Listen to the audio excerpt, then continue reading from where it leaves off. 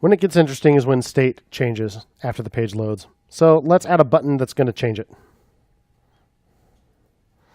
So if we want our JSX to be on more than one line, we need to put it inside parentheses.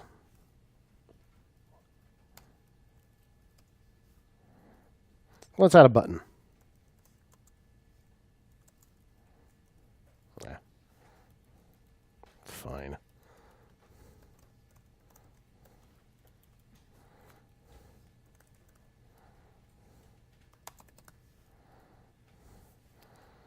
Now I'm getting an error.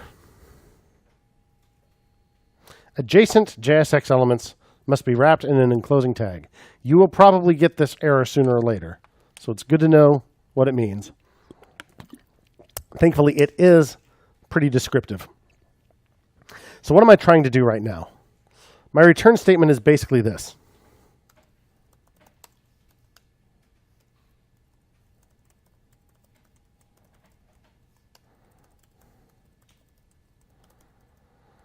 Which doesn't make any sense.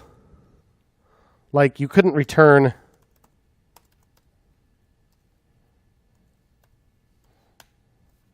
what's that? That's two values. That doesn't make any sense, right? So we can't do that. What it's saying is to wrap it in a containing element. So I could have a div here that contains both of these. So your render method must return one single JSX element. It can have children, but you have to return a single outer element. So now we're really doing something like this.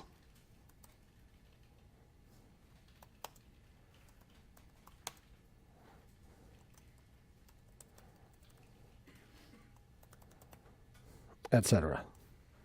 So it's a single React create element call that creates that div. So that we can do. And now I have a button. So let's make the button do something. We'll make it call a method. So I'll write a method called update name.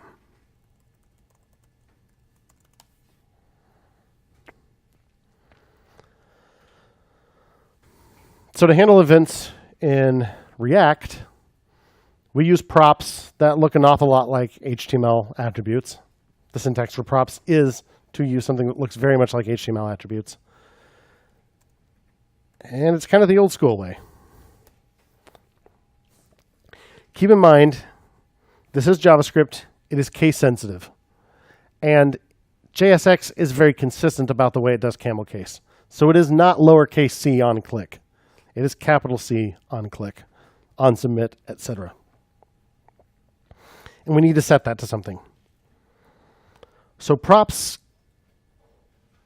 can again contain any kind of value you want. Any valid JavaScript data would be a valid prop value. So if it is anything other than a string, you put it inside curly braces. So that's not an object literal. That's just a curly brace saying, okay, the thing inside here is a JavaScript expression. If the value is a string, you can just use quotes.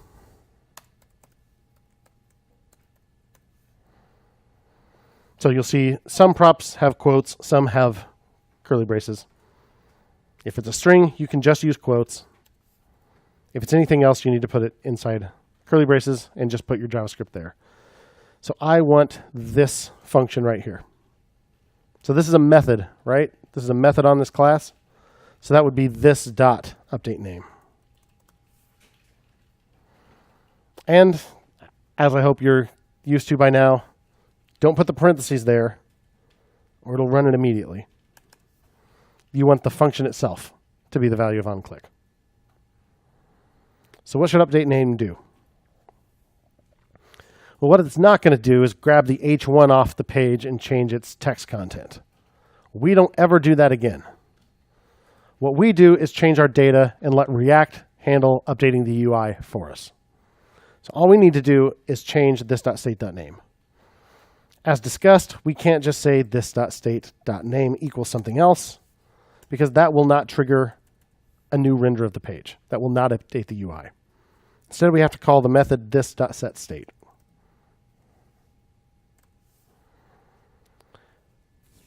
And this.setState, you pass an object containing whichever properties from state you want to change.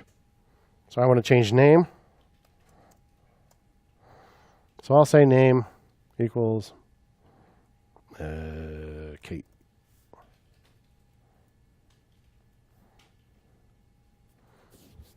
Now what's going to happen? Nothing. Bad things happened. Why did bad things happen? Who wants to guess? This is a little bit like a problem we would have had in plain old JavaScript. Let's test something out here. What if I say alert? I said update. Dang it. Click the button. Well, that worked. So it's running update name. So why isn't the state updating? Yeah. Say it one more time. Do we have the right this? No, we don't have the right this.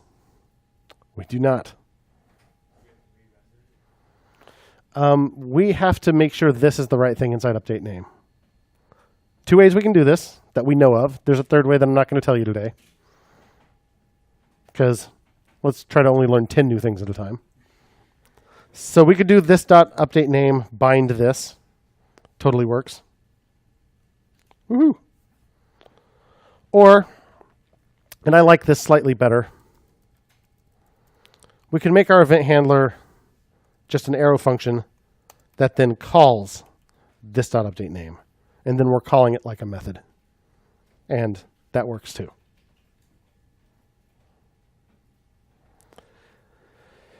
Now, interestingly,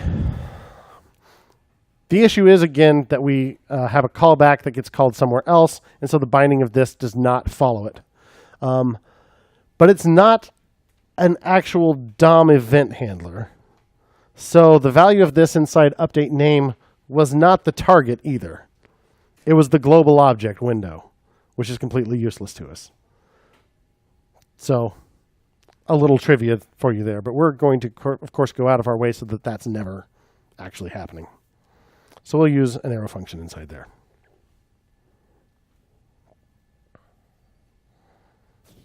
Seem legit? It's worth pointing out also that if we had something else in state, like what'd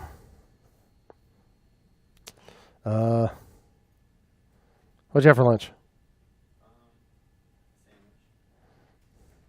All right. Twamiches, 1. When I say set state and only pass in name, it's not going to blow away Twamiches. It's still there. It only changes the things from state that you pass in. So any properties that you leave out of there are going to just stay in state as they were. So you're not passing in a whole new state object. You're just passing in the changes. All right.